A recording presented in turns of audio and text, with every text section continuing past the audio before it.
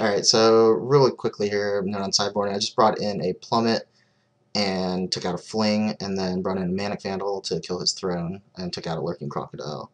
I think I'm going to go ahead and play first. This is a better hand than the last time. We have obviously more force for Dungrove Elder, and I think that Dungrove Elder could be a problem for his deck because of the Hexproof, so go ahead and keep this.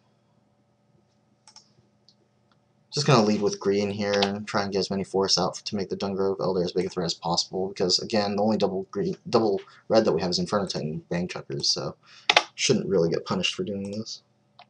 Even though we won't have Shock Up on our opponent's turn, I don't think it'll be a huge deal.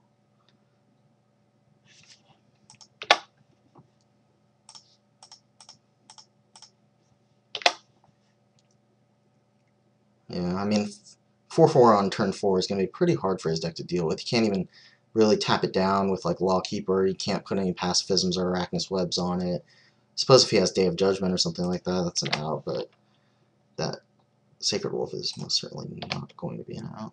Rusted Sentinel is actually a pretty good draw there too, considering it's going to give us a blocker for the Sacred Wolf, so he's going to help us in the race. Hand is pretty full of gas. We're going to go Mountain next turn and be able to have Shock Up most likely, unless we draw 5-drop.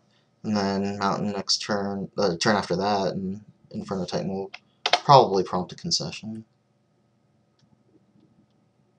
He's getting in here, which is interesting. It means that he's probably going to play something that's going to put boost in his favor for the rest of Sentinel. Not really. Alright, I think it's important to just take the Griffin out here anyway. It means that we can't play a Piker, but I'm okay with that.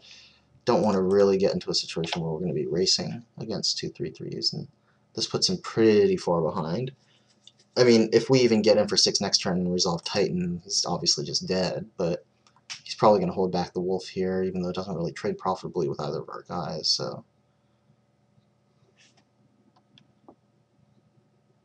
What does he have here? Trollhide. Trollhide's pretty good, but again, with the Inferno Titan, it's going to force him to tap down, and it's not going to be a good situation for him. Just lead with the Inferno Titan pre-combat. Okay. Oh, he's hexproof. Forgot about that. Alright, well, either way, we're still going to cast the Titan. Probably just hold back. No sense in just throwing a guy away for no reason.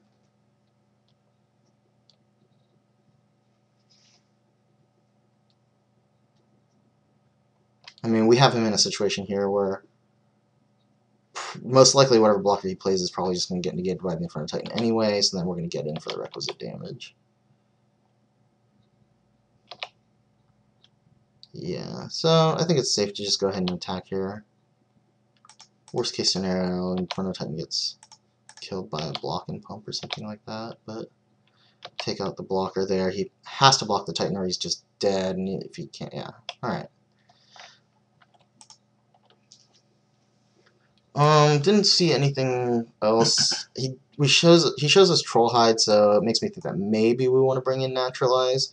Problem is, I don't really see anything that's just worse than Naturalize. The Goblin Bang Chuckers is probably the worst card in the deck right now, and...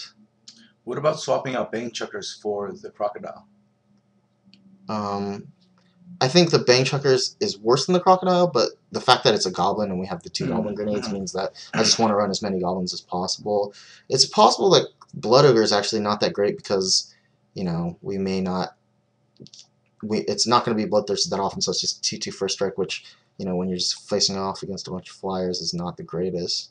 I guess maybe we take the Lava Axe out for the Naturalize, but really, we have guys that can block a suited up Sacred Wolf anyway. So, yeah, I think I'll just leave it.